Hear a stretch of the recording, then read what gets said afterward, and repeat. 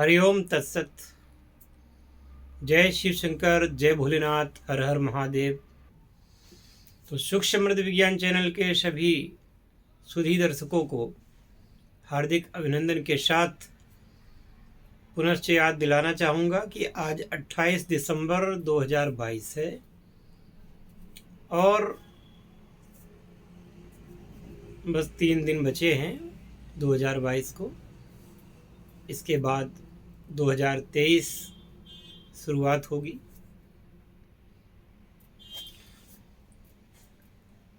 सभी वर्षों की भांति ये वर्ष भी निकल गया। गिनती के कुछ साल मिलते हैं मनुष्य को। किसी को देखिए, मृत्यु का कोई ठिकाना नहीं होता कि पैदा होते ही वो अगले क्षण आ जाएगी या वो 100 साल बाद आएगी या उससे भी बाद में आएगी या शून्य से लेकर के 100 साल के भीतर किसी भी क्षण आ सकती है। इसको कोई नहीं जानता।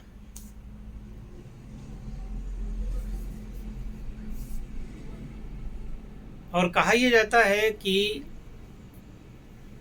84 लाख योनियों में भटकने के पश्चात यह मानव देह मिलती है।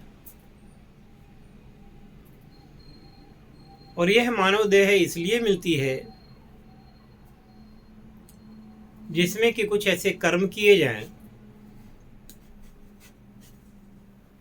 और उन कर्मों के फलस्वरूप या तो फिर दोबारा यही मानव देह मिले या तो फिर उच्च देह मिले जैसे देवताओं की, या तो फिर सीधे परमपिता परमात्मा में विलीन हो जाने की प्रक्रिया जिसको कि मोक्ष कहा जाता है। हालांकि वैदिक साहित्य में मोक्ष के शब्द का अर्थ यही है कि दीर्घकालीन तक, अनंत काल भी हो सकता है, स्वर्ग में सुख भोगने के पश्चात पुनः मानव जीवन में प्रवेश करना। इसे भी वो आर्य समाज तो यही मानता है। लेकिन किसी न किसी रूप में धरती पर आना ही होता है। तो जो भगवान में अपने आप को विलीन कर देते हैं,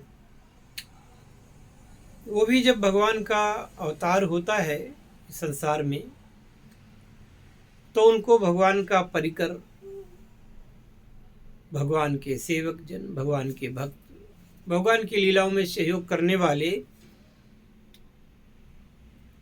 जनों के रूप में जन्म लेना होता है।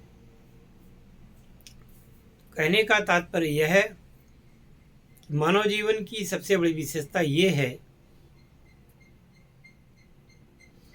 कि वह अपने से उच्चतर स्थिति को प्राप्त कर सके, अपने से निम्न स्तर को प्राप्त न करे, नारकीय जीवन को न भोगे, उच्चता को प्राप्त करे। परंतु बहुधा ये देखा यह जाता है, इस बात को समझने वाले, इस बात को सोचने वाले बहुत ही कम लोग होते हैं। इनमें एक वर्ग होता है जो पूर्णतया सजग होता है और जीवन में कभी दुष्कर्म नहीं करता, गलत कार्य नहीं करता,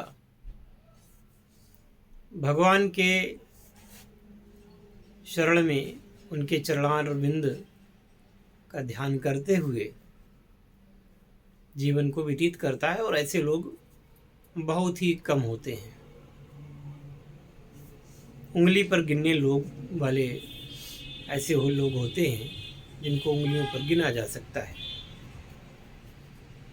दूसरी कोटि में वह लोग आते हैं जो पूजा को जप को तप को महत्व तो देते हैं, परंतु वह इसी को सब कुछ समझ लेते हैं।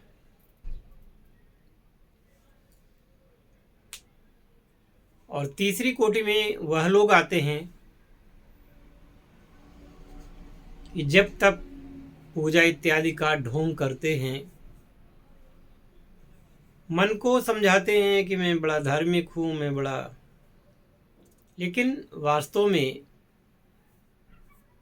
वह लोग ना तो धार्मिक होते हैं, ना ही भगवान के प्रति उनका कोई प्रेम होता है। बस वह गिनती में होते हैं। ऐसे लोगों की संख्या बहुत ज़्यादा होती है। वो मंदिर भी चले जाएंगे,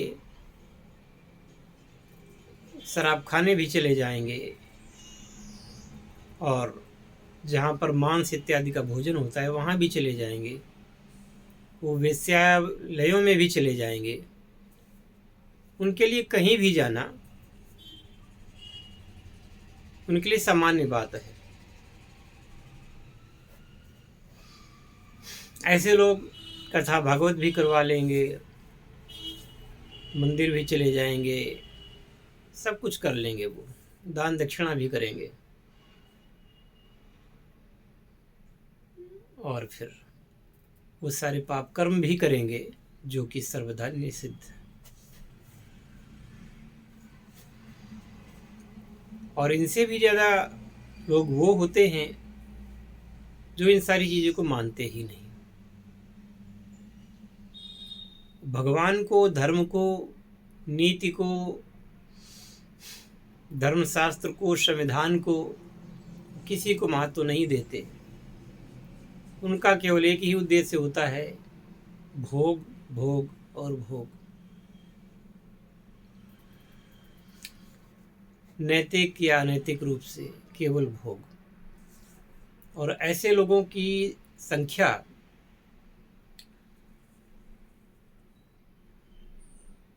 बहुत ही ज़्यादा बढ़ गई है। दुर्भाग्य है इस धरा का कि जिस काल में हम जी रहे हैं, ऐसे लोगों की संख्या ज़्यादा है।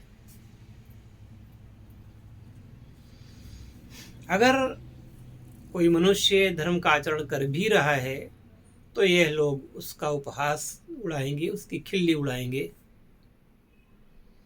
और अपने आप को बड़ा ही आधुनिक और उच्च स्तर का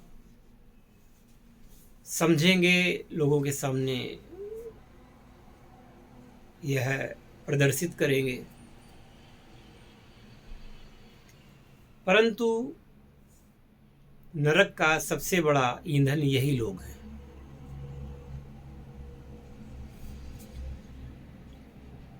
भगवान के यहाँ घूस नहीं चलती, वहाँ मानव जीवन में किए हुए सत्कर्म ही वहाँ प्रभावी होते हैं।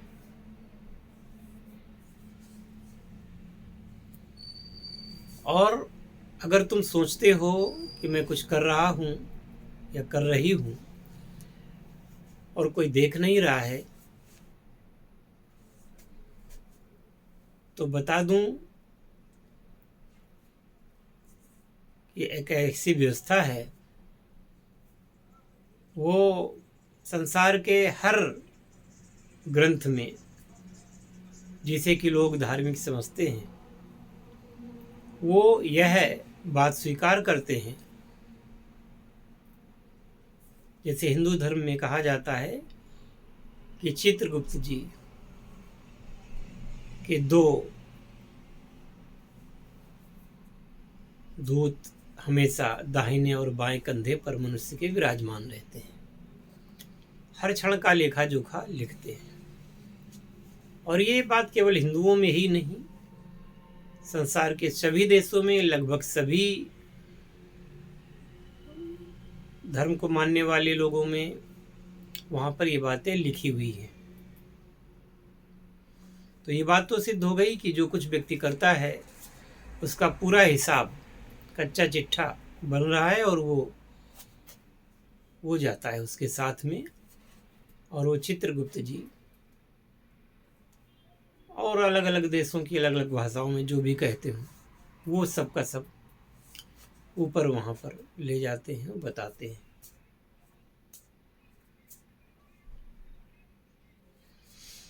कुछ एक उदाहरण देना चाहूँगा कि किसी शहर का, किसी गांव का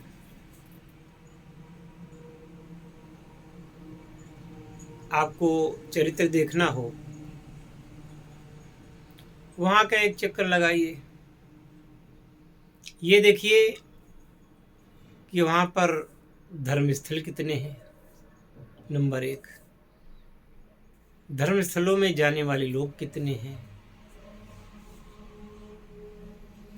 दूसरा ये देखिए कि उस नगर में फिर शराब खाने कितने हैं, और वहाँ भीड़ कितनी रहती है। वहाँ पर कत्ल खाने कितने हैं, जहाँ पर कि जानवरों का, पक्षियों का कत्ल होता है। और वहाँ पर कितनी ऐसी दुकानें हैं जहाँ पर कि नॉन वेज पकाया और बेचा जाता है। और वहाँ की भीड़ देख करके भी आप यह अंदाज़ा लगा सकेंगे कि यहाँ के लोग कैसे हैं। चरित्र का मतलब केवल ये नहीं होता कि किसी पुरुष या स्त्री का किसी के साथ अवैध संबंध है। चरित्र केवल यही नहीं होता। चरित्र में सत्य, अहिंसा और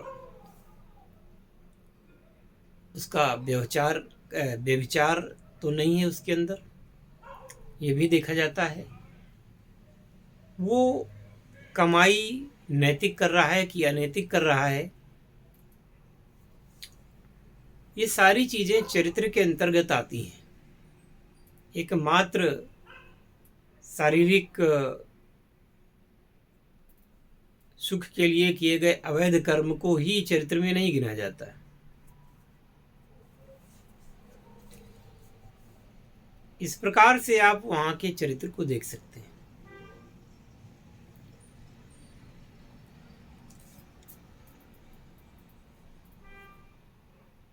तो बात मैं कर रहा था, मानव जीवन की प्राथमिकता होनी ये चाहिए कि मनुष्य का जीवन दोबारा मिले, या फिर मोक्ष को प्राप्त हो जाए, या कम से कम स्वर्ग को भी प्राप्त हो जाए। ये भी बड़ी बात है।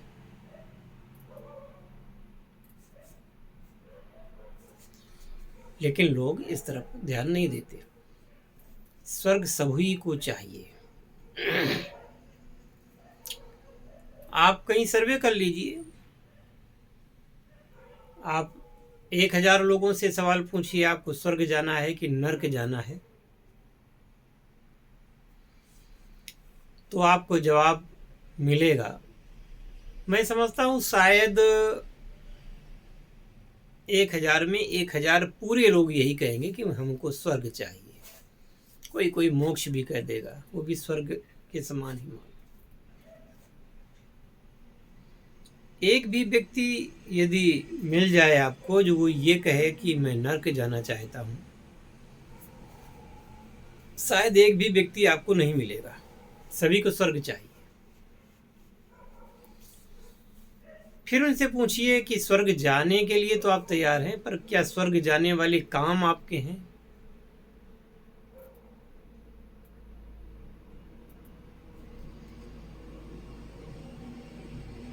भाई नौकरी लग रही है, नौकरी के लिए आवेदन पत्र मांगे गए हैं, वो आपके हिसाब से तो भर्ती नहीं करेंगे आपको उनकी क्राइटेरिया में जाना चाहिए।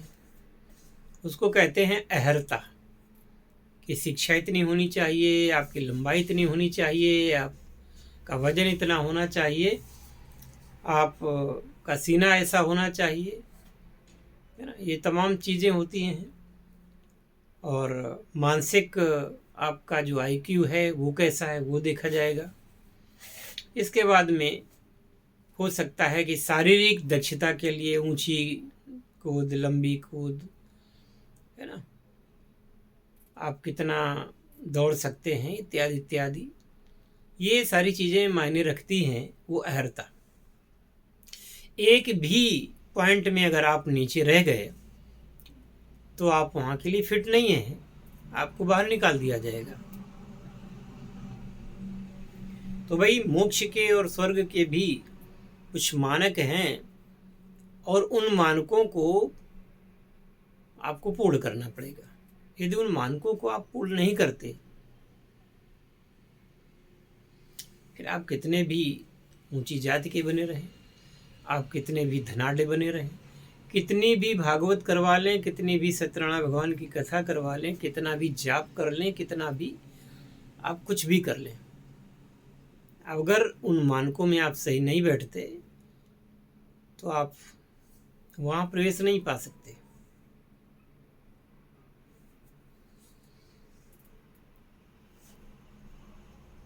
तो मैं मानता हूँ कि मेरे वीडियो वैसे भी कम देखे जाते हैं, पर जो भी व्यक्ति देखे और पूरी वीडियो देखे, जिसके दिमाग में कुछ घुसे, तो वो मुझे जवाब ज़रूर दे। आपके कमेंट्स का इंतज़ार रहेगा।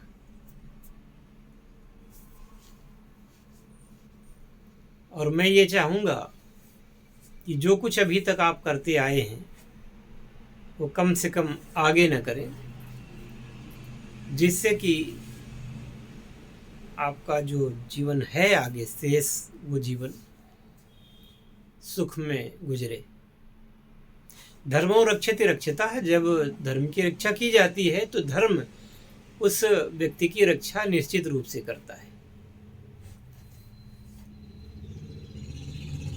आस्था होनी चाहिए, आस्था कायम रहनी चाहिए।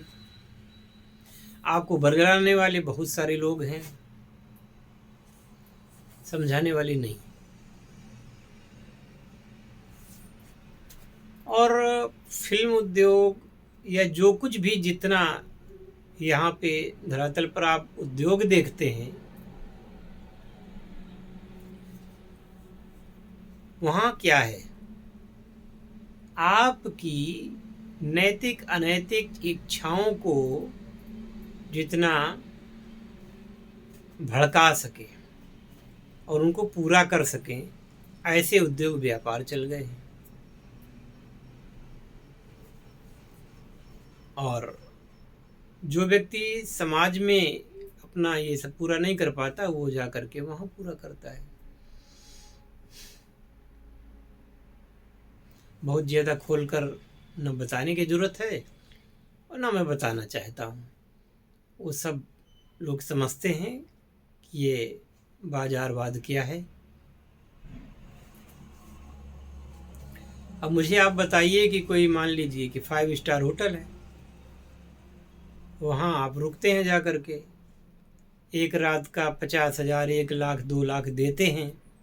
ऐसे होटल हैं भारत में ही है जहाँ 1.5 लाख 2 लाख रुपए तक एक रात के लिए जाते हैं।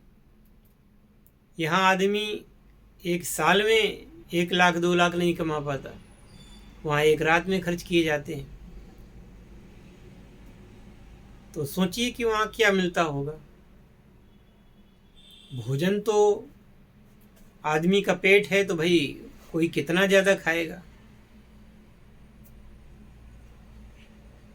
कितने का खाएगा, गद्दा कितना मुलायम होगा, उस कमरे का चार्ज कितना होना चाहिए, लेकिन फिर भी 1.5 लाख 2 लाख रुपए लोग देते हैं। क्या वहाँ मिलता होगा, खुद समझिए, खोल के बताने की ज़रूरत नहीं है। तो उनकी वो कुवासनाएं, कुचेष्टाएं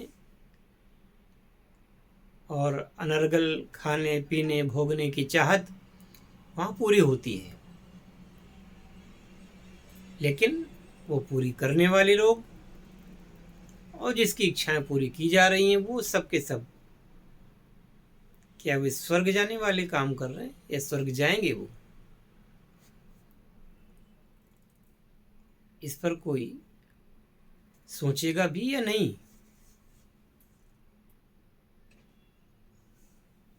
वीडियो काफ़ी बड़ा हो गया है, 20 मिनट से ज़्यादा का हो गया है, तो फिलहाल तो यही कहूँगा। हरिओम तत्सत। जय शिव शंकर, जय भोलेनाथ, हर हर महादेव और जय श्री राम।